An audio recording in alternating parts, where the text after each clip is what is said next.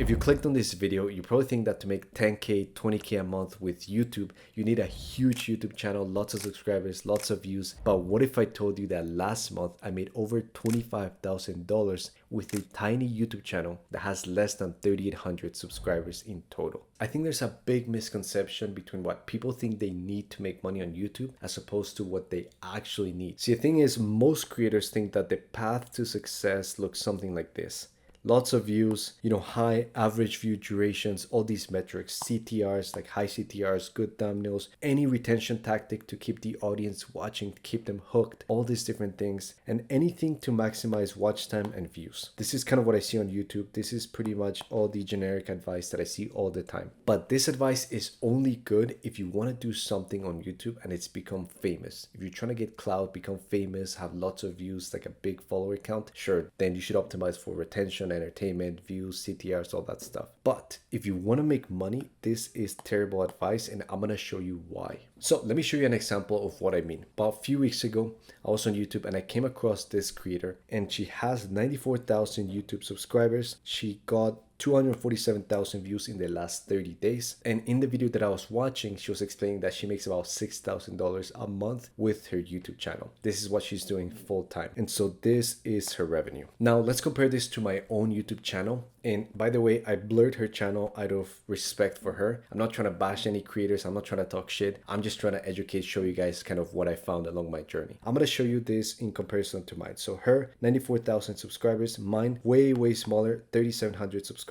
Views in the last 30 days, 247,000. Mine only 11,900. And revenue, she said she did about $6,000. And for her, she was kind of mentioning on the YouTube video that she makes about $6,000 a month. And for mine, last month made about $25,000 in net profit. So what that means is that her channel is 25 times bigger. She got 21 times more views, but she made 3 to 4 times less revenue. That's kind of the comparison. So you can see like views doesn't equate to cash. Followers doesn't equate to cash. So I'm going to show you kind of how I did this. And so it's not about how big you are on YouTube. Like this channel has 25 times more subscribers than mine, but it makes a quarter of what mine made. And so you don't have to worry about how many views you get, what your CTR is, your average view duration. All of these metrics, they are kind of important, but not to the extent that people put them in a pedestal and they just optimize for views, CTR, retention, all that stuff. What is more important is about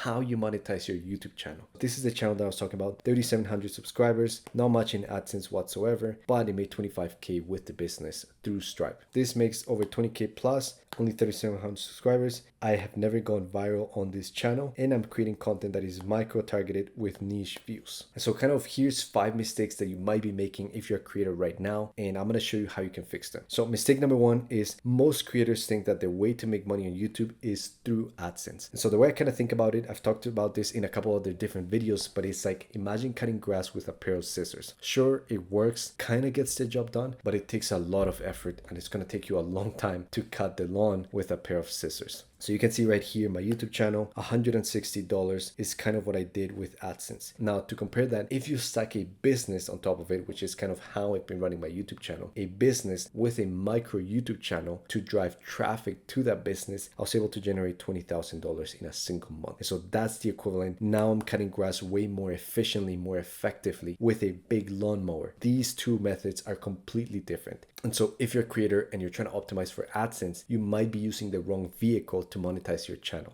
And the thing with AdSense is that you kind of become a slave to the algorithm. You're just trying to chase views, followers, and you're trying to create content. A lot of times it might not even resonate with you, but you're just trying to create content for the sake of views. But with a YouTube channel, on the flip side, you're using YouTube to drive traffic to your offers. So we focus on niche specific views. I'm not trying to go viral. I get like maybe 1,000, 1,500 views on average per video. But what I'm doing is posting content to my ideal avatar, to my ideal customer. And so these views actually convert into customers that I help with my services, with my business. Now to kind of show you an example, this is actually my Stripe. You can see by 3 p.m. I had already made about $800 from 2 clients with my business. But if you compare that to AdSense, I had only done $4 that same day. So one of the two methods is way more efficient. Think about like making $400, $800 in a single day. We've done like $2,000, $3,000, $4,000 in a single day. And so that's way better as opposed to hoping to get paid from YouTube cents, like pennies for every thousands of of views that you're getting on your channel. So this right here, if you're curious, these are from our products that we sell through that YouTube channel. This is how we help our clients. That's how we made $800 that day. Now, the second thing you might be wondering is, okay, I want to sell products, I want to sell services, but you might have this misconception about YouTube. And you might think, and a lot of YouTubers think that they need a certain amount of subscribers before they can sell a product, a service, an offer to their audience. And so this kind of stuff that I've actually heard from other people, like I don't have enough credibility because I don't have enough followers. But once they have a specific type of subscribers, then they're able to drop it because now they have credibility. Let's say 10,000 subscribers, 100,000, 1 million subscribers. But the thing is, that's actually not true. People don't buy from you because you're famous, because you have lots of subscribers. People buy from you because you have a specific skill, you have a specific type of knowledge, or you solve a specific type of problem for them. So if you're kind of waiting, you're trying to get your followers up, trying to hit that 10K followers, 100K followers before you sell a product or a service, you're actually doing a huge mistake, because people don't buy from you because you're famous. People buy from you because you solve a problem for them and you have a sort of specific knowledge, a skill that you can help them with. To show you kind of a crazy example that I actually did myself is that when I had 96 subscribers on my YouTube channel, you can see this right here, May 2024, I was able to generate $14,000 with the business with such small subscriber count. So if you think about it, like I wasn't waiting to hit 10K followers before I dropped my offer. I was just trying to help people with my videos. And because I had a skill and they trusted that I knew how to deliver, they bought from me. And so you can see 96 subscribers, $14,000 the same month, May 2024. And at this point, I only had 5 videos up in my YouTube channel. But the thing is, I was helping them solve a specific problem. For me, this was web design. If you're kind of curious, I had a web design agency and I was helping people with their websites. I was helping business owners with their websites with a specific type of software. So I was very specialized. You can see like I wasn't getting that many views, 190 views, 500 views. But the thing is, if I was closing 1 or 2 clients per video, I was making a lot of money, like $1,000, $1,500 per website. And so that's how I was able to make $8,000 with only 96 subscribers. So how you position your channel is key. It's not about being entertaining, having lots of views, waiting and trying to get your follower count. It's about solving a problem for somebody. And so that's why they're going to pay you. That's why they're going to buy your products. That's why you're going to buy your services. It's because you can help them out. So if you're just waiting right now, trying to wait for your followers and kind of have the credibility, just drop your offer and start helping people. And that's going to be the biggest unlock to get you to the next level where you start making more money. Now, another terrible advice that I've seen is people saying like post as much as you can, feed the algorithm, get the views, even if it's not great, even if it's kind of random, not related, the algorithm rewards consistency. I think this is terrible advice. But the thing is, we don't want to get views for the sake of getting views. There's tons of creators that have huge followings that make no money. And I recently saw a video of somebody who was on Instagram and they're like a big influencer. They have like 1 million followers on Instagram and they dropped a merch line like t-shirts and hoodies and they were only able to sell 2 of them. So think about how crazy that is. 1 million people that follow you, but you're only able to sell 2 t-shirts for like maybe $50 each. That's terrible. And so what that goes to show is that there's tons of creators with huge followings that make no money. And so we don't want to be chasing views just to get big and get lots of followers, get likes and all that stuff if we're not making money. And the reason why you don't want to be posting like random stuff, post as much as content as possible, is because there's already tons of content on YouTube already. So there's a lot of competition. And so what we want to do is post intentional type of content, stuff that helps somebody, stuff that is valuable. If you're just posting stuff for the sake of posting, there's already hundreds of thousands of videos getting posted every day on YouTube. And the last thing is, you don't want to confuse your audience by posting random content that is not helpful and that is relating to them. So if you're just posting a bunch of stuff just for the sake of getting views, keeping the algorithm happy, all that stuff, it's really not going to serve your audience. So that's why I think that type of advice is terrible. And so your content has to be specific, relevant, and it has to be good quality to reach your ideal audience. So what this looked like on my channel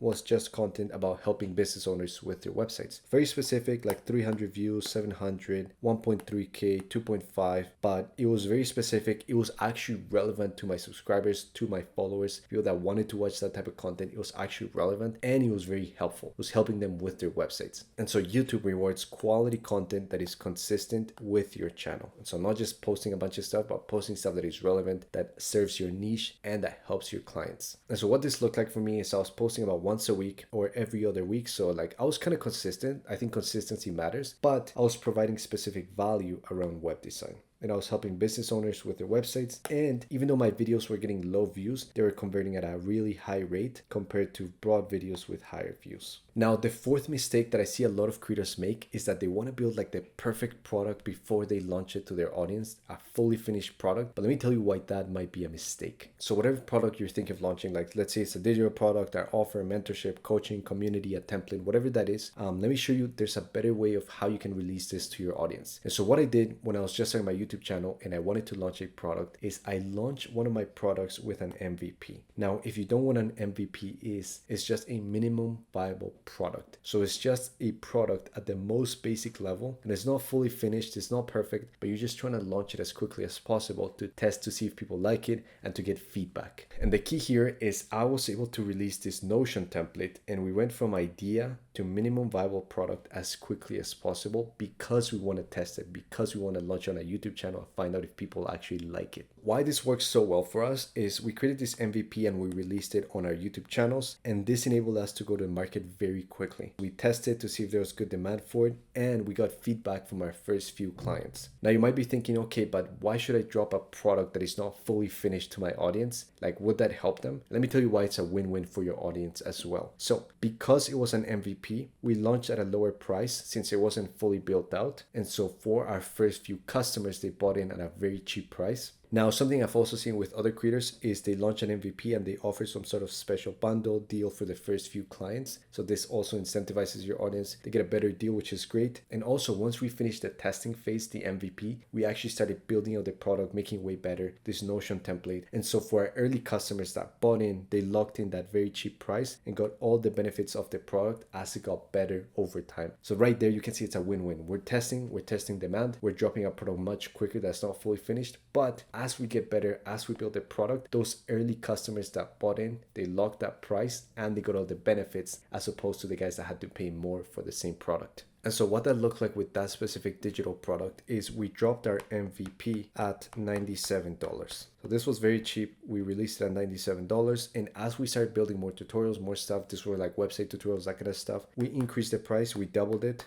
to $197. People are still buying it, they're loving it. The product was getting better, people were loving it more, and so it was worth twice as much. Finally, we settled for $297 when the product was fully finished. And so this is kind of how we did it. From the moment we dropped the MVP, we're testing demand, we're testing if people actually liked it, if the product was received well within our audience, and then we increased the price over time as it got better. But that right there is how I do it. That's how I run my small YouTube channel that makes me over $20,000 per month. And if you're a small creator and you're kind of stuck, you're making some of these mistakes and you want me to help you implement this entire system into your channel, into your business, then just click the first link in my bio.